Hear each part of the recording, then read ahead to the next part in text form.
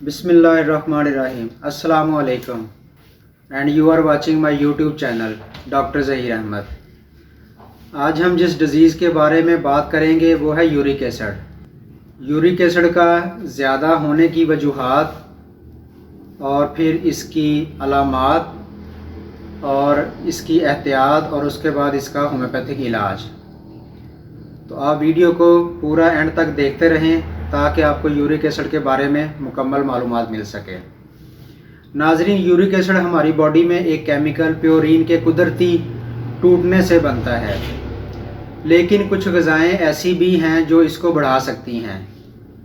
Uric acid अगर खून में ज़्यादा हो तो ये क्रिस्टल की फॉर्म में गुर्दों में डिपॉजिट होने लगता है और गुर्दे की पथरी का बाइस बनता है।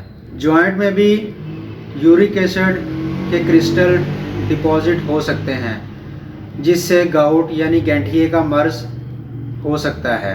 यूरिक एसिड ज़्यादा होने की वजूहात में मोटापा, बड़े गोश्त का ज़्यादा इस्तेमाल, बड़े गोश्त की चीज़ें जैसे पाए, कलेजी, फिफरा, कीमा और इसी तरह निहारी वगैरह, ये ऐसी चीज़ें हैं जो यूरिक एसिड को बढ़ाने का बाइस बन सकती हैं। नाज़रीन, अब हम देखते हैं इसकी अलामात। इसकी अलामात में अगर इसके क्रिस्टल गुर्दों में डिपॉजिट हो जाएं तो इससे पथरी बन सकती है। इसी तरह अगर इसके क्रिस्टल जोड़ों में डिपॉजिट हो जाएं तो ये गाउट यानी गैंठिए के मर्ज़ का बाइस बन सकता है।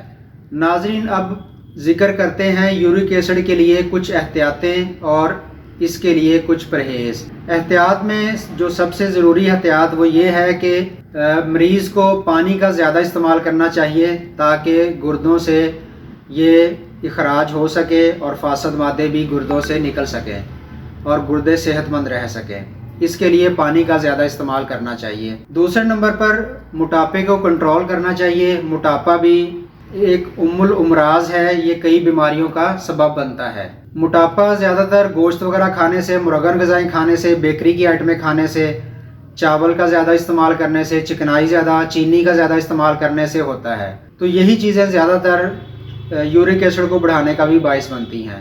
तो अगर इन चीज़ों को कंट्रोल किया जाएगा तो इससे मोटापा भी कंट्रोल होगा और इसका यूरिक एसिड के ऊपर भी बहुत अच्छा असर पड़ेगा। इसके साथ साथ जो एहतियात परहेज़ की सूरत में करनी होती है वो ये है कि बड़ा गोश्त या उसकी बनी चीज़ें जैसे कलेजी है, पाए हैं, निहारी है, बड़े गोश्त का कीमा वगैरह ये इस्तेमाल नहीं करना चाहिए। इसी तरह जो यूरिक एसिड वाले मरीज़ को चीज़ें इस्तेमाल करनी चाहिए उसमें जैसे मैंने बताया कि पानी का ज़्यादा इस्तेमाल करना चाहिए। इसके अलावा विटामिन सी जैसा कि लीमू और ऑरेंज वगैरह इनको ज़्यादा इस्तेमाल करना चाहिए। ये यूरिक एसिड के लिए बहुत अच्छे होते हैं। इसके अलावा चेरी जो फल है ये भी यूरिक एसिड को कम करने के लिए बड़ा फ़ायदेमंद है। दूध का इस्तेमाल भी यूरिक एसिड के मरीज़ों के लिए बहुत फ़ायदेमंद है। इसके अलावा फलों और सब्जियों को अपनी खुराक के अंदर ज़्यादा इस्तेमाल करना चाहिए और मुरगन ग़िज़ाओं से बचना चाहिए। नाज़रीन, अब हम आपके सामने होम्योपैथिक की चंद अद्वियात के बारे में ज़िक्र करेंगे जो यूरिक एसिड के लिए बहुत मुफीद साबित होती हैं। इसमें जो सबसे पहली दवाई है वो है कॉल्चिकम। कॉल्चिकम 30 पोटेंसी में इस्तेमाल की जाती है और कॉल्चिकम यूरिक एसिड के ऐसे मरीज़ों में इस्तेमाल की जाती है जिनको यूरिक एसिड ज़्यादा होने के साथ साथ उनको गैंठिए का मसला भी हो। तो इसको इस्तेमाल करने का तरीका ये है कि इसके 5 कतरे थोड़े से पानी में डालकर सुबह, दोपहर, शाम दिन में 3 मरतबा इस्तेमाल करने चाहिए। इसके बाद नाज़रीन हमारी अगली दवाई है लैडम पाल। लैडम पाल भी 30 पोटेंसी में यूरिक एसिड के लिए होम्योपैथी की एक बेहतरीन दवाई है। इसको भी इस्तेमाल करने का तरीका 5 कतरे थोड़े से पानी में डालकर सुबह, 5 दोपहर, 5 शाम इस्तेमाल करने चाहिए। तो ये यूरिक एसिड के लिए एक बहुत अच्छी दवाई है। इसके बाद नाज़रीन जो हमारी अगली दवाई है वह है ग्वाइकम।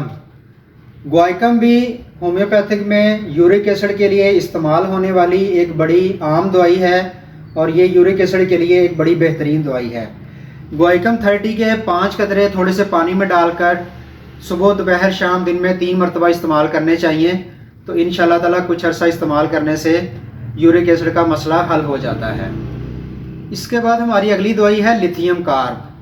लिथियम कार्ब भी यूरिक एसिड के लिए एक बड़ी बेहतरीन दवाई है। लिथियम कार्ब के मरीज़ की जो अलामत है वो ये है कि लिथियम कार्ब के मरीज़ को यूरिक एसिड ज़्यादा होने की वजह से जिस्म के अंदर बहुत ज़्यादा दर्दें होती हैं।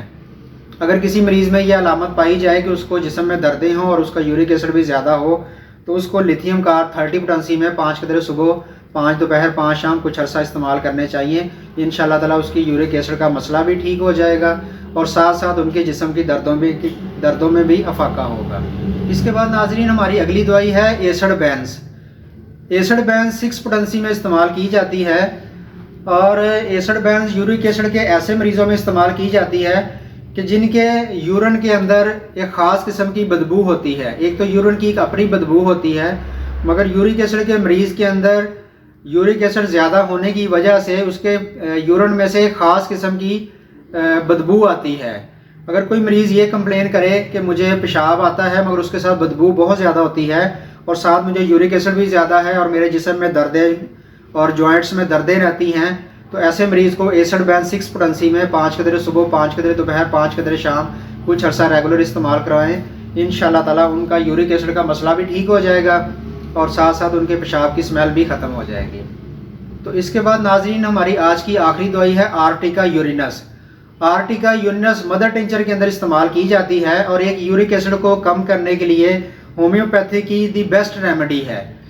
اس کو جو بہتر طریقہ ہے استعمال کرنے کا وہ یہ ہے کہ اس کو آدھے کپ نیم گرم پانی میں 10 قطرے صبح 10 قطرے دوپہر 10 قطرے شام استعمال کرنے چاہیے. مگر اگر نیم گرم پانی میسر نہ ہو تو آپ اس کو تازہ ٹیپ کے پانی میں بھی یوز کر سکتے ہیں. یہ یورک ایسڈ کو کم کرنے کے لیے، اس کے ساتھ ساتھ جوائنٹس کی پین کے لیے اور اس کے ساتھ ساتھ اگر کسی مریض کو الرجی ہو، آرٹک ایریا اور چھپاکی ہو تو ایسے مریضوں کے لیے آرٹیکا یورینس مدر ٹنچر ایک بہترین میڈیسن ہے. تو آپ اس کو انشاءاللہ تعالیٰ استعمال کروائیں، اس سے یہ مسئلہ مکمل طور پر ٹھیک ہو جاتا ہے. امید ہے آپ کو میری ویڈیو پسند آئی ہوگی. میرے چینل کو سبسکرائب کریں، ویڈیو کو لائک کریں اور شیئر کریں. بیل آئیکن کی گھنٹی کو ٹچ کر دیں تاکہ ہر نئی آنے والی انفارمیٹیو ویڈیو آپ کو بر وقت مل سکے. زندگی رہی تو پھر انشاءاللہ آپ کی خدمت میں حاضر ہوں گا ایک نئی انفارمیٹیو ویڈیو کے ساتھ. تب تک مجھے اجازت دیں. اللہ حافظ.